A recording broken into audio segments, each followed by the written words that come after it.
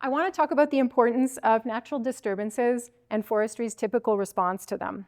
So when a natural forest, like a fire or a beetle outbreak, is severe, i.e. it kills most of the dominant trees, BC's Forest Inventory Database will record that forest as being young again because the administrative age of that forest is based on those dominant trees. So it's no longer technically old growth. The age on paper of that forest gets administratively reset after a fire or an insect outbreak goes through, in other words. Does this mean that the forest is no longer has ecological value? Of course not. Our breathtaking interior spruce forests, for example, evolved with the spruce beetle that you see pictured here. When they get hit by a severe outbreak, it hits the oldest and biggest trees. The overstory trees die, and then the trees that have been waiting just under the canopy grow quickly in response to getting light. So these are self-perpetuating systems. These old forests have multiple layers of trees of different ages and sizes, and extensive root systems and mycorrhizal networks. This is another picture of our beautiful subboreal spruce forests that have been affected by beetle, because they're always there. Diana 6 studies trees that survive bark beetle outbreaks and has suggested that those survivor trees pass on genetic resistance to beetles to their offspring. She refers to beetle outbreaks as natural selection events, meaning that they're beneficial to forest resilience over the long term for the simple reason that survivors are genetically unique and their offspring are destined to become more common with time. So I think everyone here has probably heard the argument that we should log to prevent beetle spread, but that is false because you cannot log your way out of a beetle outbreak. There's no way to reduce high beetle populations by logging, and this is something that Diana 6 has to mention all the time. She says these forests have been through outbreaks for millennia, and they've somehow recovered for millennia from those outbreaks as well.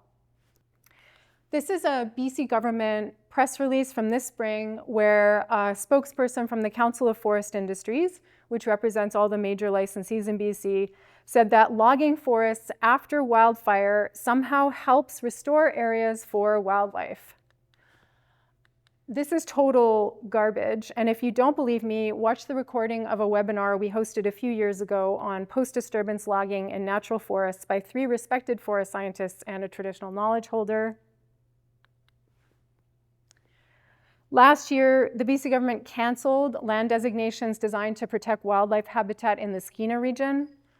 The minister said that this is part of a plan for better forest management, and the BC government spokesperson said that they were opening up these areas to logging to, quote, address beetle kill and promote ecological resilience. The published science on this is so clear that we know that that also is garbage.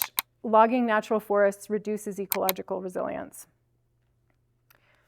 This one might be my favorite. It basically says, the spruce beetle destroyed the forest, so we had to log it in order to prepare the land for reforestation.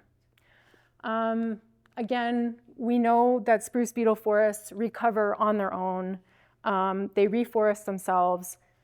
That was an excuse to log. The beetle is the Trojan horse most of the time. Let's be honest that these are economic decisions, not ecological ones.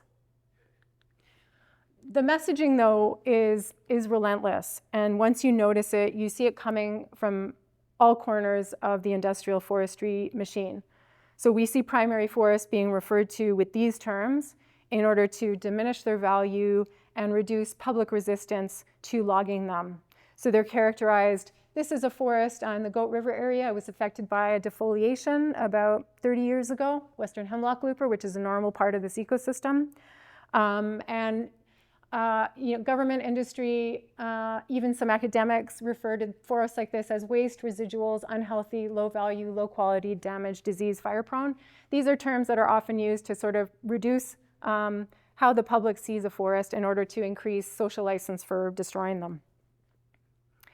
To bring all this back to biodiversity, every old forest you've ever set foot in has had many natural disturbances, and all old growth forests in BC owe their structure and complexity, habitat, to the natural workings of insects, disease, and fire.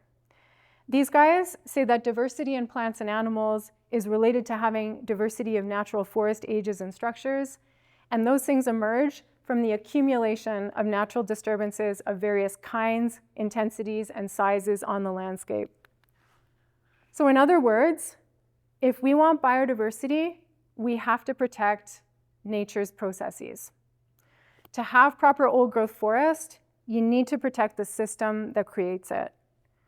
Pre-contact landscapes, pre-contact forests, were a mosaic, with some having lots of old, some having higher proportions of naturally young forests, say right after a severe fire. Wildlife and other life forms, plants, lichens, microbes, evolved to fit the conditions of unexploited forests of all ages, and that's why we still need unexploited forests of all ages.